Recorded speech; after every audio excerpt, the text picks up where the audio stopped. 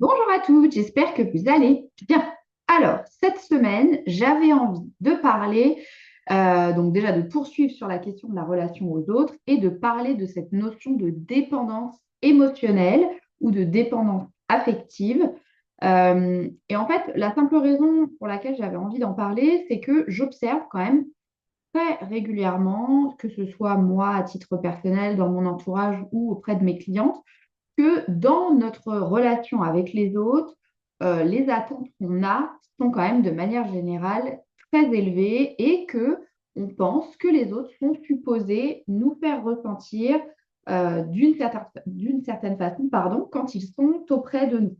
Euh, Ça va être, et comment ça va se matérialiser? Bah, ça va tout simplement être ce type de phrase qu'on va parfois entendre, qui va être, je ne sais rien, est-ce qu'elle te rend heureuse ou est-ce qu'il te rend heureux? Euh, Est-ce que tu te sens épanoui avec cette personne? Voilà, ça va être ce genre de questions qui nous font supposer que bah, on attend de l'autre une certaine responsabilité vis-à-vis de nos émotions. Alors, quand tout va bien, il n'y a aucun problème. Quand toutes les personnes au sein de la relation se sentent épanouies, heureuses, merveilleuses, tout fonctionne bien. Mais là où ça se complique, c'est voilà, quand effectivement on sent un inconfort émotionnel plus ou moins soutenu, plus ou moins sérieux, et bon, bah, voilà, c'est en général là que les ennuis démarrent et qu'on va faire rentrer en ligne de compte nos charmants amis de la manipulation, du chantage, du people pleasing et compagnie. Donc, la question que j'avais envie d'adresser aujourd'hui, c'était, OK, d'où ça vient cette, entre guillemets, ce côté un peu naturel qu'on a d'attendre des autres qui nous fassent nous sentir d'une certaine façon et du coup, j'ai l'explication en partie, c'est-à-dire que toute notre façon de gérer nos émotions et de gérer nos relations avec les autres, elle vient de la façon dont la société est construite et dont nous avons été socialisés.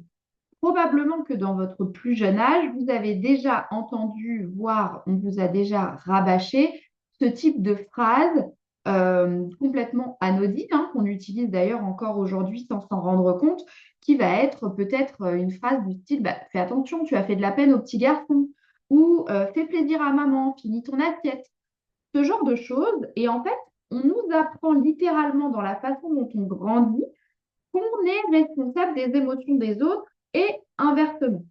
Du coup, évidemment, on va aussi rendre les autres responsables dès qu'on ne se sent pas bien ou les circonstances extérieures à nous. Typiquement, oh, j'ai pas le moral avec ce temps. Comme si le temps qu'il faisait était responsable de comment on se sentait ou ce travail ne m'épanouit pas. Comme si votre boulot était responsable de vous faire sentir de l'épanouissement ou pas. D'accord? Donc, en fait, il y en a d'autres. Tu me rends triste ou tu m'énerves.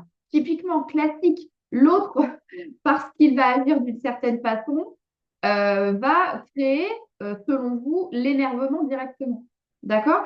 Et in fine, du coup, on pense que, euh, que nos émotions, la cause de nos émotions ne peut être qu'extérieure à nous. D'accord? Et le remède à nos émotions, surtout quand elles sont inconfortables, serait aussi évidemment extérieur à nous. Du coup, in fine, on ne prend jamais la responsabilité de ce que l'on ressent. D'accord? Le problème, c'est que quand on fait ça, même si malheureusement on a été éduqué, socialisé comme ça, eh ben, on délègue totalement la responsabilité de nos émotions aux autres et, euh, et notre bonheur d'ailleurs aux autres et inversement. D'accord? Donc ça signifie qu'on s'attend littéralement que les autres nous rendent heureux et qu'ils nous évitent surtout de ressentir toute émotion inconfortable qui nous amènerait évidemment à une mort certaine. Donc, d'autant plus que la société, évidemment, elle aussi, là, va nous indiquer qu'il faut être heureux 100% du temps. Donc, évidemment, on veut éviter le moindre inconfort, la moindre contrariété, la moindre émotion qui pourrait être inconfortable et qui, d'autant plus, vient des autres directement sur nous dans notre corps. Donc, qu'il faut comprendre par là, c'est qu'étant donné qu'on a été éduqué, socialisé à penser comme ça et à fonctionner comme ça, bah, du coup, ça explique qu'on rende les autres responsables de comment on se sent. Ça explique beaucoup de choses. Or, ce qu'il faut comprendre, c'est que nos émotions, les émotions qu'on ressent, on en est 100% responsable et non pas les autres. D'accord? Alors, je vais vous expliquer évidemment pourquoi, parce que vous allez me dire, mais attends, on nous a appris ça depuis le départ, pourquoi est-ce que ce serait autrement? En fait, ce qu'il faut comprendre, c'est que là où on analysait les circonstances extérieures, les autres en faisant partie, comme étant responsables de nos émotions, on a oublié un paramètre qu'il y avait entre les deux, qui est notre interprétation de la situation ou des autres, cette fois-ci, donc par le biais de notre pensée, qui va être à l'origine de notre émotion. D'accord? Donc, notre pensée au sujet des autres ou du boulot, de la météo, etc., la façon dont on va interpréter ces circonstances-là va créer chez nous l'émotion. Donc, il y a un petit détail entre les deux qui a son importance et qu'il faut comprendre comme étant le déclencheur de nos émotions. Donc, ça n'a absolument rien à voir avec les choses qui sont extérieures et donc avec les autres. On ne peut pas non plus créer d'émotions chez les autres. C'est-à-dire que les autres vont vivre autour de circonstances qui sont neutres au départ, jusqu'à ce qu'ils interprètent, bah, par exemple, nos agissements, notre contact notre contact avec eux, d'une certaine façon, qui va créer pour eux une émotion. Donc, on a vraiment deux personnes qui sont séparées avec chacun leurs pensées et leurs émotions. L'interconnexion n'existe pas directement. Elle peut exister indirectement, mais elle n'existe pas directement. D'accord?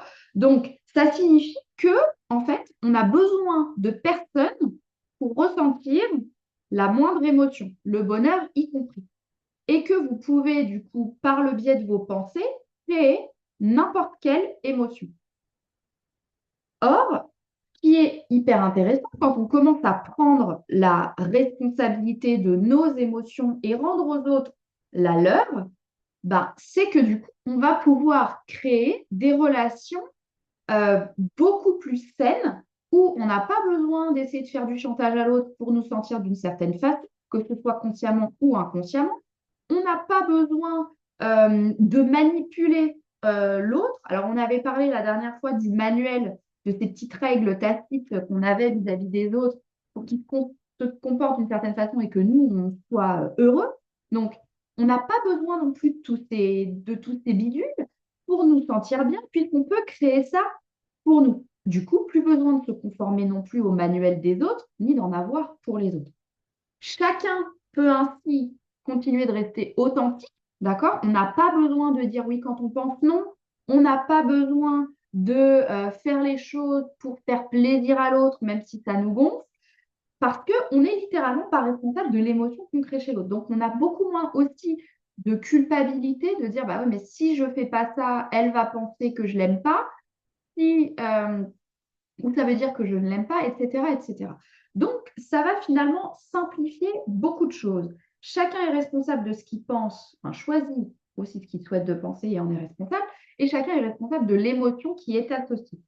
Et comme ça, vous pouvez continuer de faire vous ce que vous aimez. Vous pouvez continuer d'être 100% vous-même sans avoir besoin de vous travestir d'une certaine façon pour plaire à l'autre et pour que l'autre vous aime, puisque l'émotion d'amour, vous allez la créer pour vous, à l'intérieur de vous, en interprétant le comportement de l'autre, par exemple. D'accord? Et quand on prend la responsabilité du coup de nos émotions, on comprend aussi qu'on a le contrôle euh, sur nos actions, les résultats concrets. Et c'est comme ça qu'on bascule de l'enfance émotionnelle ou dépendance émotionnelle à l'indépendance émotionnelle. Et plutôt que de subir depuis les autres tout ce qui se passe intérieurement, émotionnellement pour vous, en fait, vous vous rendez compte que c'est vous qui êtes aux manettes de tout ça et de votre expérience humaine. Et quand on contrôle quand on choisit ou on a envie de penser de X, Y situation ou de X, Y personne et qu'on crée une émotion plus intentionnelle pour soi, derrière les actions qu'on prend et les résultats qu'on crée, on en est aussi directement à l'origine. Donc, on se sent davantage libre plutôt que subir sa vie. Et on a évidemment des relations qui sont du coup beaucoup plus saines et choisies plutôt qu'imposées et potentiellement un peu travesties. D'accord? Et on reste évidemment soi-même. On peut aborder aussi nos émotions autrement, puisqu'on ne les subit pas, on peut choisir de les accueillir. Et ça, c'est un sujet dont je parlerai probablement la prochaine fois, mais forcément, notre approche vis-à-vis des émotions et des émotions inconfortables en particulier, elle va changer parce que on va pouvoir la gérer nous-mêmes, puisqu'on maîtrise l'émotion. D'accord? Et du coup, dans l'idée autour de tout ça, c'est que si on choisit de reprendre la responsabilité de nos émotions, donc on reprend la responsabilité de notre expérience humaine, on reste nous-mêmes. Notre relation avec l'autre, elle est saine, donc il n'y a pas de ressentiment, de bombe à retardement, en gros, qui est caché sous le tapis. Et du coup, vous ne dépendez pas des autres pour vous rendre heureux, pour être heureux, et du coup, vous le faites pour vous-même. Et dans ce cas-là, ben, vous devenez aussi responsable de développer votre potentiel sans dépendre des autres pour vous sentir à la hauteur, vous sentir capable, et puis du coup, de vous lancer.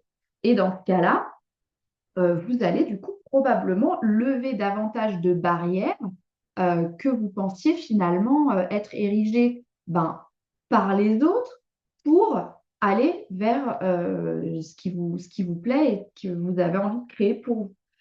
Donc, c'est hyper important de comprendre que l'indépendance émotionnelle, elle est essentielle à tout un tas de points de vue. On l'a vu ensemble. Et ce qui sera intéressant de comprendre en parallèle de ça, qui est en lien aussi avec la façon dont on a été socialisé, je l'ai dit tout à l'heure, c'est ce côté comment fonctionnent les émotions dans notre corps chimiquement et aussi de se détacher de on doit être heureux 100% du temps qui va banaliser aussi l'émotion inconfortable. Donc ça, on en parlera probablement la prochaine fois parce que je pense vraiment que ce sont des outils clés qu'on aurait évidemment pu bénéficier si on les avait découverts avant et si on nous les avait inculqués évidemment en grandissant. Mais mieux vaut tard que jamais, c'est des outils qui sont à votre portée aujourd'hui. Et quand on commence à y réfléchir autrement, eh ben voilà, ça débloque tout un tas de choses et c'est ce que je vous souhaite évidemment. Si jamais vous voyez que c'est un peu le bazar, que vous sentez qu'il y a une emprise émotionnelle autour de vous avec une relation en particulier ou dans votre fonctionnement, mais dont vous n'aviez pas forcément conscience jusqu'ici et que vous avez un peu envie de vous en libérer, mais vous ne savez pas trop comment faire, n'hésitez pas à me faire signe, ici directement ou sur mon site. Je remettrai évidemment le lien dans les notes pour que vous puissiez me contacter, faire votre demande et évidemment, on discutera un petit peu de votre problématique et voir comment, en travaillant en total sur mesure, je vais pouvoir vous aider à reprendre la responsabilité de vos émotions et surtout à rendre aux autres la leur aussi.